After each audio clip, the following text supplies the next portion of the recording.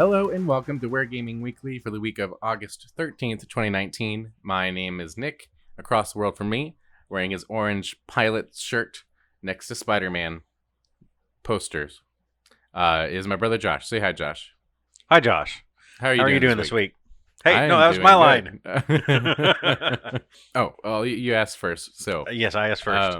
I'm doing really good. I'm crashing Good. at my friend John's place, which is Nerd Central right now. He's got D&D dice, Chrono Trigger on NES or Super NES, and yeah. So really, you're just a gypsy. Yeah, I wouldn't use that word, but yes, A nomad. nomad's a carny? better word for that. Yes, not a carny, though A locust. some might say. I watched a few movies this week. I've been trying to figure out the second draft of this movie that I wrote, and it's been harder to write the second draft than it was to write the first, I think, because I'm actually trying to make it good. So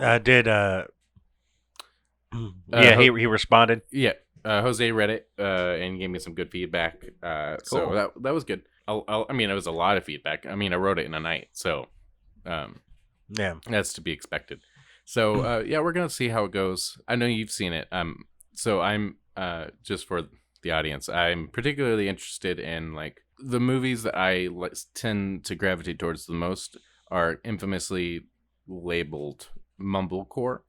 And so what that can mean is, to me, I look at it as this interesting thing. It's like in big movies that you more often go see, is like the character starts in one place and they end in a big different place. There's this huge journey that the hero goes on.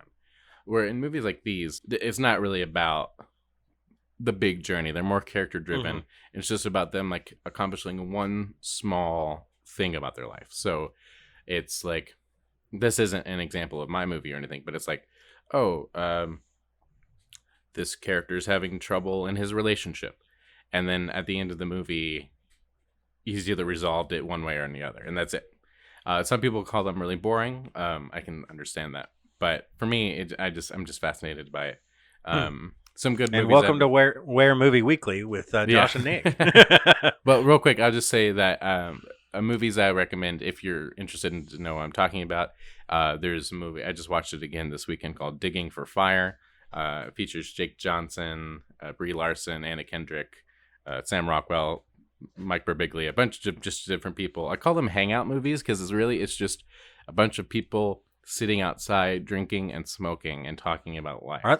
Aren't all those people now in the Marvel universe? Not Anna Kendrick, not Jake, just Brie Larson. Actually, of all those things, just Brie Larson. But no, Sam Rockwell was in Iron Man 3. Oh, you're right. So okay, yeah, and Jake Johnson, the Spider-Verse, Peter B. Parker. Yeah, but he wasn't. He's in the Marvel universe. He's in the Marvel. Okay, fair enough. So anyway, anyway, we can move on from that. How your week? Go on with your. My week was fine. I got to fly a couple times this week. It's going well, and just moving forward. That's awesome. But we've spent a lot of time on the movies, so we should move on. Hop right on into the who and the what and the where. But first, we need to tell people that this is Ware Gaming Weekly. Every week we post on Tuesday on YouTube.com and on podcast services. You can find more about us at waregaming.com. And you can write in to us at weekly@waregaming.com, or you can tweet to us at waregaming_. Absolutely. So for the who, what, and the where, this is a big story that has come across since the unfortunate events that happened in El Paso and Ohio. This is an updated story. Walmart responds, now claims no policy banning game exists. This is from Matt Kim over at IGN.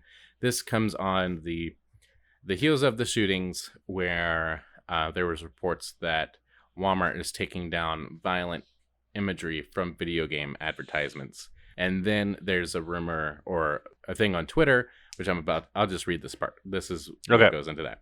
Walmart's removal of any references to violent video games and media from stores appears to have extended to the actual selling of video games as well. Yesterday, reports came out that Walmart sent out internal communications to stores asking them to pull down ads, signage, and even demos for violent video games following the mass shootings at Walmart Superstore in El Paso, Texas on August 3rd. A day later, Twitter user Eric Tyler Loudon tweeted out that their Walmart isn't even selling games. The original memo, which it was posted online, only mentioned signage and displays that reference violence. IGN reached out to Walmart for confirmation and received the following response from Lamaya Jenkins, Director of National Media Relations. Quote, "We've taken this action out of respect for the incidents of the past week, and it does not reflect a long-term change in our video game assortment. We are focused on assisting our associates and their families, as well as supporting the community as we continue a thoughtful and thorough review of our policies." Jenkins added, quote, "Our statement stands company-wide." Tyler Loudon's tweets show an empty games aisle where most of the games previously on sale appear to be pulled. The only games left for sale are sports titles like FIFA 19, NBA 2K19, and Mario Kart Deluxe 8. Walmart is still selling games online, and there appears to be an option to do in-store pickup for game orders. IGN has not been able to confirm whether the in-store pickup option is actually viable in stores. It appears, however, that Walmart is reviewing its entire video game sales policy, which has led to a temporary cease in video game sales from store locations. Despite no scientific link between games and violence, Walmart's sales decision effectively linked the ongoing debate about mass shootings with guns. Editorializing. Yes. Following the mass shootings on August 3rd, where a 20-year-old man killed 22 people and wounded 44 at a Walmart in El Paso, President Trump and lawmakers like Congressman Kevin McCarthy blamed video games as a cause of public violence. Despite this, Walmart seems to be exploring its future regarding the video game sales. IGN has reached out to Walmart to ask whether this policy extends to movies and CDs as well. Since the posting of the story, so this goes into the update. Walmart has claimed they were confused over our request for comment, effectively reverting their statement on a policy around the ban of any game sales, temporary or otherwise. During this investigation, IGN reached out to multiple times to ask whether Walmart was halting the sale of video games from its stores. We asked Walmart to clarify yesterday's reporting regarding video game ads and signage, and then added, "There are additional reports on Twitter that say certain stores are taking down video game sales completely. Is there any truth to these reports?" Walmart followed up in a reply with a statement that you see in the original story. In the statement, Walmart said, "We've taken this action out of respect for the incidents of the past week, and it does not reflect a long-term change in our video game assortment." IGN requested further clarification around the sale of video games specifically, to which Walmart replied, "Our statement stands company-wide." Shortly after the posting of the story, we were contacted by a Walmart representative who apologized for what was apparently a miscommunication on their behalf. We have since clarified with the aforementioned Walmart representative that the company has not given any directive to remove video games from the shelves. IGN apologizes for any confusion or alarm this may have raised, and then they add, "We are similarly pissed." So, that's the big story. What a ball of craziness. Yeah. Ball of craziness. Well, I mean, it starts off with the tragic events of El Paso, the Dayton event, and then there was another one in Mississippi, I believe, just recently. I don't have the specific details, but there was another one, and I think there was the case where the guy walked into a Walmart with firearms, testing to see if they respected the Second Amendment or something. And regardless of like your stance on everything, just doing stuff like that is dumb. And then you have President Trump and people just blaming anything else but the problem, and no one actually wanting to solve the problem or come to a compromise or anything. And then you have this this news article that is a bit editorial. But I mean, yes, it is. It's a little bit of trying to be both like informative, but also we clearly know where IGN stands. Right. And it's understandable they have a specific stance, but in the interest of like just telling the news, it's a little slanted there. But I think that's everything nowadays. But the way that I read it, or the way that it's written, I should say, is about as confusing as it seems. The story, what actually happens is. So sure. Because it confused me the first time I read it, and this time when I'm reading, I'm still like, so what I think is happening, or what happened was. And if it's clear, I apologize for regurgitating, but it wasn't clear to me as I read it. So the thing that is true is that Walmart is removing violent advertisements from their stores. And what they probably thought they were referring to, that IGN was referring to, was that. So when they said that our statement stands company wide or whatever, I think they thought that they were referring to the signage. But I guess they didn't get the point that they were asking, which is, are you not selling games completely? Right, which is what they. In which case, what the person on Twitter saw was that this Walmart in their town had removed games from the shelves, and so they wanted to see if the statement was more than just the signage and stuff. And keep in mind, this is just for video game signage and ads, not movies, not CDs. This is just for video games they've removed. And then and I guess it might be particular to your store or the store manager that might decide to take down the games. But I think, the conclusion is they are still company wide. There's no directive to not sell video games, right? And so I think when they say we are similarly pissed, I wonder if they're more pissed that none of this made sense, that they couldn't just get a clear response. And it is confusing because they're addressing so many things. So that's a thing, and it's a thing. And I guess to wrap it up, I mean, we're all gamers, so we probably all share the same kind of eye roll feeling when we hear about all this stuff, especially. I mean, my favorite meme right now going around is the whole video games are violent, and then it's like me starting my save over because I made a character sad. Yeah. My dialogue choice made a character sad. And so, yeah, I mean, it's really tragic what's happened, and it's probably even more tragic that this is where it's being discussed, is on video game podcast platforms rather than, anywhere else. Right. And, we won't get into the politics of it, but we will get into the politics of Call of Duty. And which Josh, isn't, I'll let you. Well, which is not political according at all, to apparently. Infinity Ward. Infinity Ward says Modern Warfare, the reimagining that's coming out this fall, isn't political and debates how it ever could be. From James Batchelor on GamesIndustry.biz. The developers behind this year's Call of Duty Modern Warfare have denied the shooter is political in any way.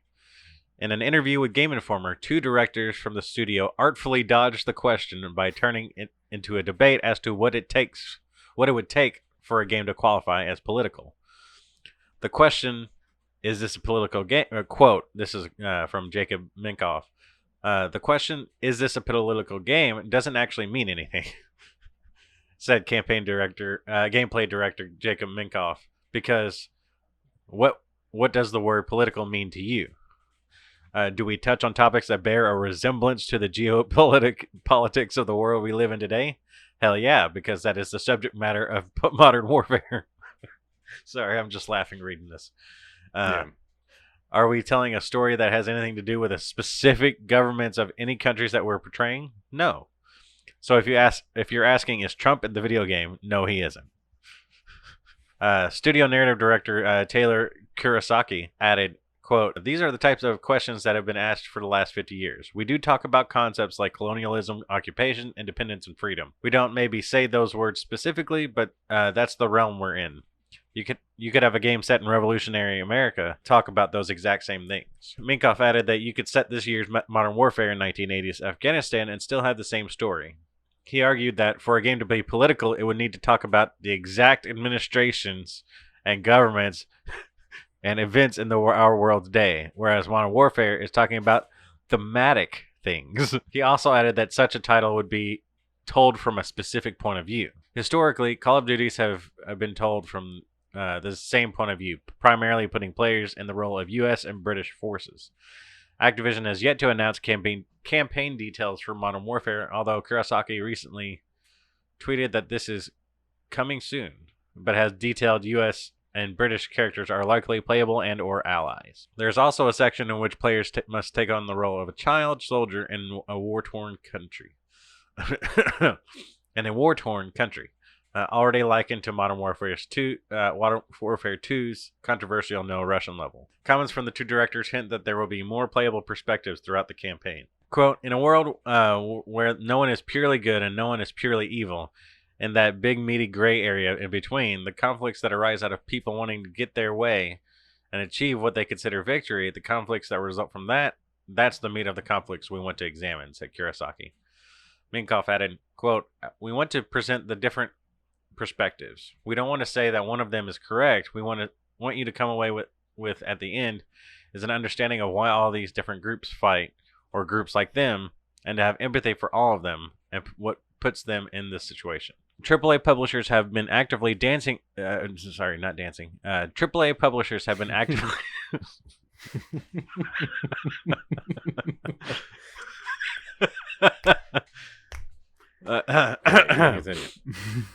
AAA publishers. Sorry, I've been dancing. Well, I was dancing while I said that, like the Carlton. Yeah. Anyway. AAA publishers have been actively distancing themselves from any political stance for well over a year now. Ubisoft in particular has been frequently questioned following Far Cry 5's setting of a radicalized U.S. state, complete with subtle references to President Trump, while its Tom Clancy titles have come under scrutiny. The debate has flared up around the Division 2 released earlier this year, although developer Massive's COO Alf Condelius stressed that, quote, we cannot be openly political in our games back in October. Oh, so I mean, yeah. So this is hilarious. I mean, it's not political because we're not talking about Donald Trump. Which is what we should do, which I didn't do this beforehand, so we can forget about it. But it's like, can we just think back to the Twitter thread from Cory Barlog, who was having a conversation with a guy who used the term, I don't like politics in my games. Cory, you can go back and find it. Cory was saying that he too was saying, what does that mean? But wasn't saying it in a way like these guys were. It was saying it like, when you say you don't like politics in your games, what don't you like? Because the reality is, every statement you make is a political one. Because politics isn't just people running for government. Politics is discussions about racism, discussions about gun control, discussions about religion. Politics isn't just regulated to who we're voting for in this election. And so I feel strongly, like I used to think this, and then I guess as I've gotten older and maybe going that way a little bit, to the right, that way, the other way, it is. I don't believe, and I'll get off my soapbox in a second. I promise. I don't believe the statement that artists shouldn't be political or actors should just shut up and stick to acting. And I mean, I get why people say that, but I may not even agree with what an actor is saying, but I believe that we're at a point where it's really important that we are all talking about all of these things that fall under what I deem as the political umbrella. And also because these are just life things that is important to talk about, and it's important to see what other people have to say. And it's also like, and so what I feel like these guys aren't getting is and maybe they get it, and maybe the thing is, one last thing, I'm sorry, I'm jumping around, is I strongly feel that they're dodging this question because of how their player base reacts. And I'm curious to think that a large percentage of their player base are the same ones who say, I don't want politics in my games. I play Call of Duty just to unwind. And this is going to be inherently political. We're going to be talking about there's a terrorist attack, and it opens up with a terrorist attack in London, and then you run into this apartment in London and see people, just normal everyday people who happen to be terrorists, like, and your job is to go in there and take them out, and you see them hop up off the couch or off the kitchen table, and it puts you in that situation. And so that is putting you in the perspective of the soldier that has to do that, or the officer. You're going to be taking the perspective, of a child whose home is being invaded by a Russian or maybe not Russia, but hope, and you have to, you and I guess your sibling, or what, you have to protect your sibling and your parent from this invader. That reminds me of, it's just giving you the perspective of someone else, even on the other side of the fight. I mean, if you think about how Jack Ryan, it really it showcased how the terrorist leader really came from.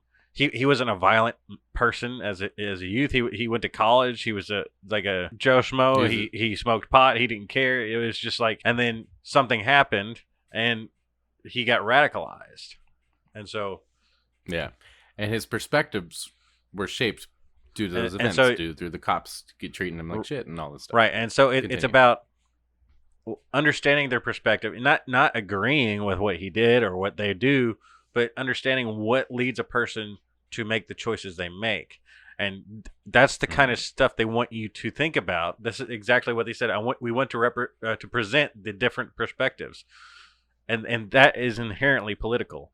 If it's not a political game, we're playing Crash Bandicoot. Like there's no depth to the story. As soon as you add depth to the story, it's political. Last of Us is a political game. I mean, God of War is a political game. I mean, all these Spider-Man.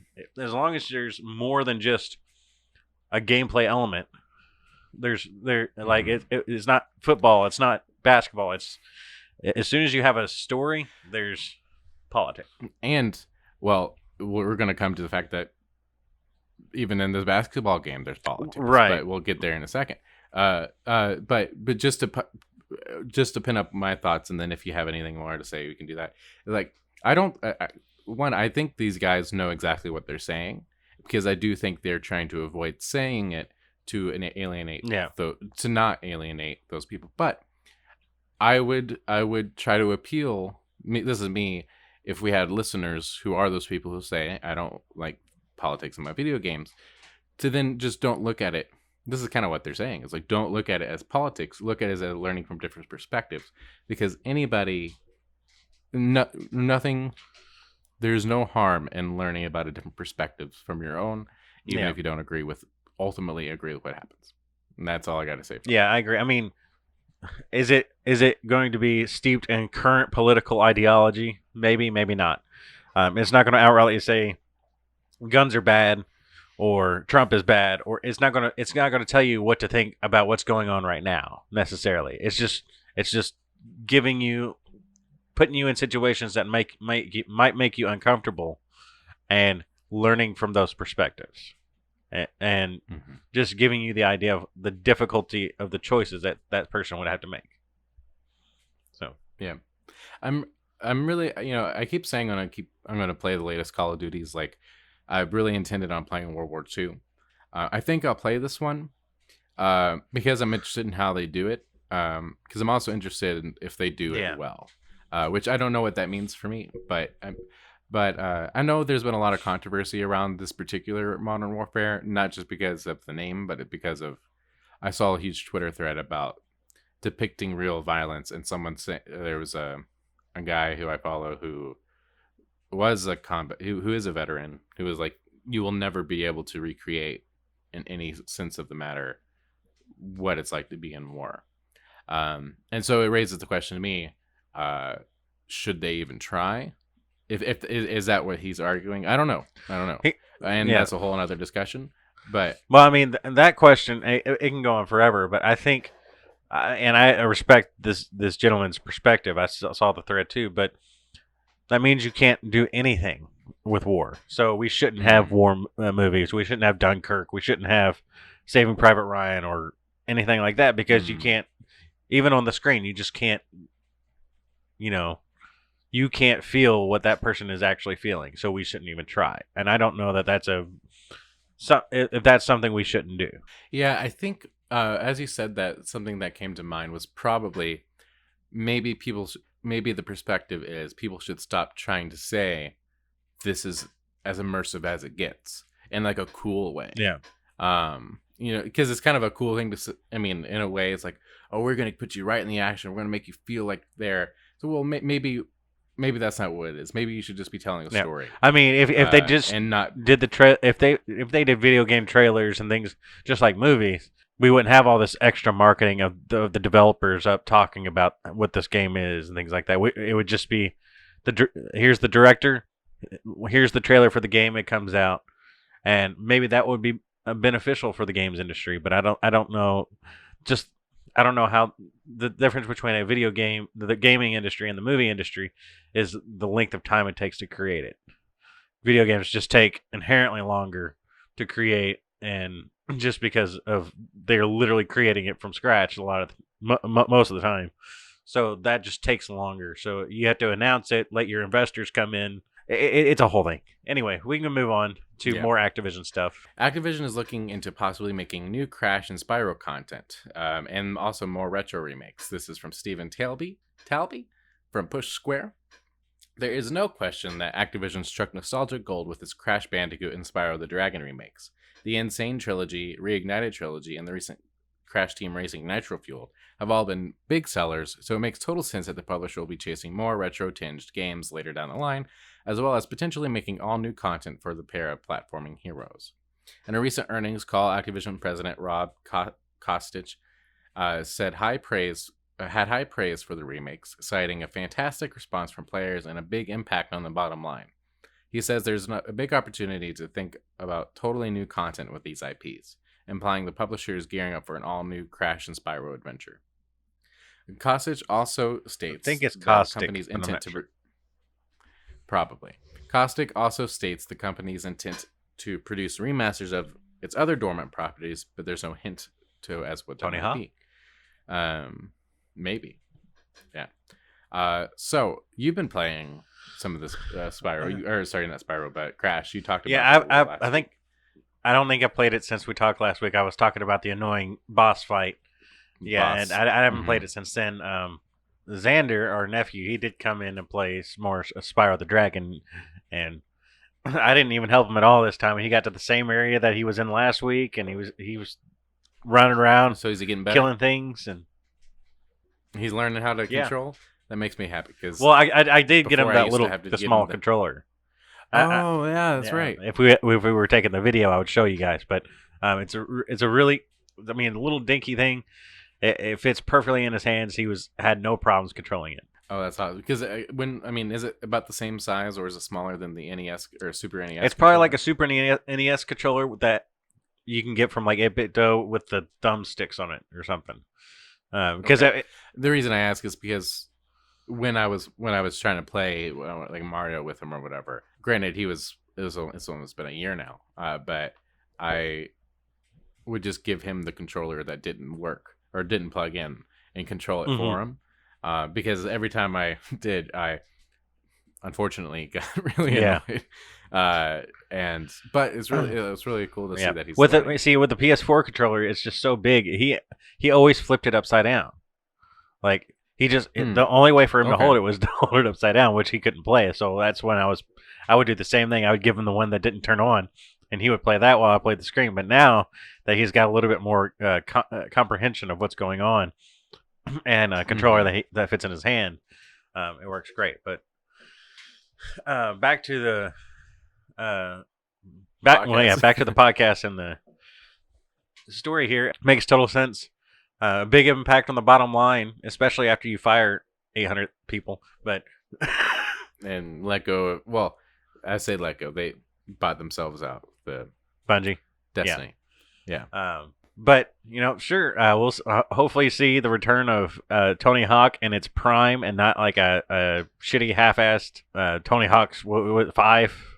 That was just like even Tony. It was like, this thing is garbage. Please stop. So, I mean, is there a dormant Activision franchise that you'd like to see come back? I don't really know, to be honest. Yeah, I mean, Tony Hawk is all for me. Yeah. And yeah, I don't know. I think it would be better to, I don't know. I think it'd be better for them just to come up with something new. It's Activision. Sure. Fair enough. Yep. Moving on, Discord adds limited gameplay streaming from Brendan Sinclair at GamesIndustry.biz. Discord is adding streaming to its suite of offerings. The chat platform today announced a new Go Live feature that will let users broadcast their gameplay live to up to 10 people through a Discord server's voice channel. The company has said it will be a low latency stream enabling a virtual couch co-op viewing experience. The service will be available to all users, but paid subscribers will be able to stream at higher resolution video at 60 frames per second. Nitro Classic users paying $5 a month will get to stream up to 1080p, while Nitro subscribers paying $10 a month can go as high as 4K. Discord Go Live is set to debut August 15th, and there's an update. After the publication of this article, a Discord representative reached out to retract their original claim of zero latency, saying that the stream will be low latency instead. The story has been changed above to reflect this. So, which it was. Actually, there probably will be some latency. So, yeah, we got a little ahead of ourselves there. I mean, this doesn't do anything for me. I'm excited for. I mean, we're using Discord right now. Yeah, but we're not streaming from it. At least not yet. But I just don't know. I guess. But maybe we could be, if they start growing it, make it a real contender for Twitch. Getting it on the ground floor. It would be good. Yeah. Yeah, but we'd actually have to have users in our, Discord. Mm-hmm. Other than you and me. Yeah. People who have to join. Yeah. I don't... I'm looking at the viewers because we're not recording the video. But yeah. The chat platform today announced it. So is this... It says limited. So is it like only a certain... Like your room can only have 10 people in it, whereas like in Twitch you can have as many as who will watch you? Yeah. I think right now, I don't know exactly how useful that will be. I mean, let users broadcast up to 10 people through Discord's voice channel. So it's just like if I was doing this, where we were doing this right here, except I'm playing a game and you all can watch. Yeah. I mean, give people the link to the Discord and saying, hey, if 10 of you... It does seem to make the goal more achievable than... Yeah, and you might be able to do like special streams. Mm-hmm. Like, hey, you 10 people can watch me play. If I'm a popular streamer, y'all can come into my Discord. And instead of being on Twitch, I'm just going to hang out with 10 of you all. Yeah. Maybe do like a special like subscriber deal, like, or a donate, if you donate so much, or... it might be a cool, like, tier. Yeah, for sure. We'll do a Twitch stream or a Discord stream. Yeah. I was also curious, this is not related, but I was kind of browsing Discord earlier on the app on my computer, but I didn't really see where you're supposed to be able to get games or play games through Discord. Because I know that they're starting that. They've been implementing that, but it just... I haven't seen. I mean, I'm not a Discord like pro, so I couldn't tell you. Okay. Well, so much good you are. Tell us about the WNBA, Josh. Or is it my turn? Oh, it's my turn. It is your turn. NBA 2K20 will feature entire WNBA league of players for the first time. This is from Tom Meyer at Twinfinite. It's pretty much with the headline. 2K Sports announced that every team and player of the Women's National Basketball Association will debut in the upcoming NBA 2K20. The inclusion of Women's League will add all 12 WNBA teams and more than 140 players for the first time in the NBA 2K franchise. The new athletes will be playable in the game's Play Now and Season modes. Growing up, I always remembered watching males on TV and playing as them in video games. Now, to have the WNBA be in a position we are, and to have women featured prominently in NBA 2K20, we're allowing young girls and boys to have female athletes as role models, said LA Sparks forward Candace Parker in a press release. The 2K team has done an amazing job in making sure not to just put women in the game playing men's basketball, but I've seen firsthand the work they're doing to make it as real and authentic as possible to women's basketball. I'm proud to be part of this team's paving. I'm proud to be a part of the team. Of this team paving the way for the future. NBA 2K producer Felicia Steenhouse and lead character artist Anne Seidenblad gave more details behind the new additions, including women's representation in sports, the increased amount of player motion captures, and developing different hairstyles. All modes featuring WNBA players will be included when the game launches on September 6th for PC, PlayStation 4, Xbox One, and Nintendo Switch. That's great news. I mean, imagine being... I'm glad it's not like sorry, but I'm glad it's not like a halfway done, or like generic characters, or like, you know, well, they're just gonna be in the stadiums Yeah. playing at the Raptor Stadium or something. Like they're gonna go full in on it. Which if you're gonna do it right. Yeah. But you can imagine, like, if EA had done this, it might not be so Yeah. deep. Or it would be just like, oh, you can play them, but only in exhibition, or you can't actually take them all the way to the championship and stuff. So it's cool to know that you play them in the season. I was just about to say, like, imagine being upset about this. Like, I don't know. Oh, someone is. I know someone is. I know there are people are. And going back to our other conversation, is like, this is one of those things that I just cannot wrap my head around why this would piss people off.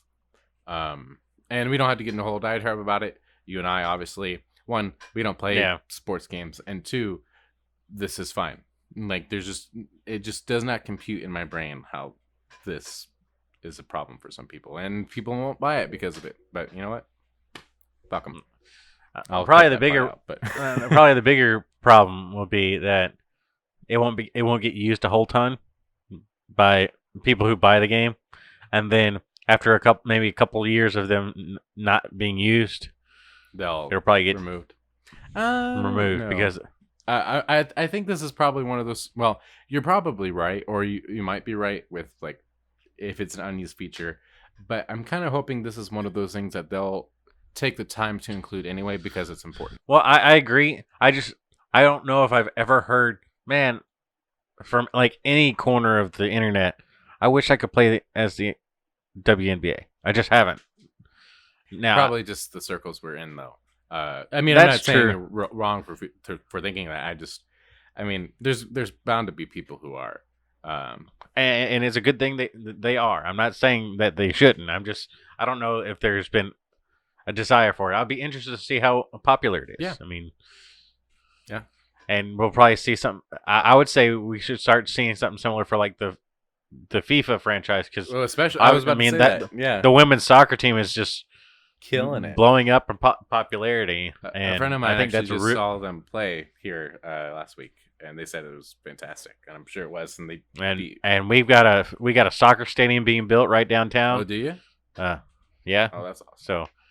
So I mean, I don't know if it's women's, fan, but it's soccer's getting bigger in the States, and football. So, all right, take us home, Josh. All right. Last but not, well, it is kind of least. I mean, it was just we've been talking about Red Dead 2 the last couple of weeks because Nick's still finishing it. Did you finish it? Not yet. I'm sorry. Red Dead Redemption 2 Score is now available on digital platforms from Naomi I spelled it wrong, from sure. Twinfinite. It's Naomi. Following last month's release of the music of Red Dead Redemption 2 original soundtrack in July, today Rockstar announced that the official Red Dead Redemption 2 score is available now on all major digital platforms, including iTunes and Spotify. An important distinction to make is that unlike the original soundtrack, the score forgoes the lyricism of outstanding artists such as Rhiannon Giddens and Daniel Lanois, instead centering on atmospheric instrumental music. Check out the official announcement on Rockstar's website for the full track listing. Josh, talk. Oh, no. I'm super excited for this because lately I've been playing nothing but the Last of Us soundtrack. So, short version of this story.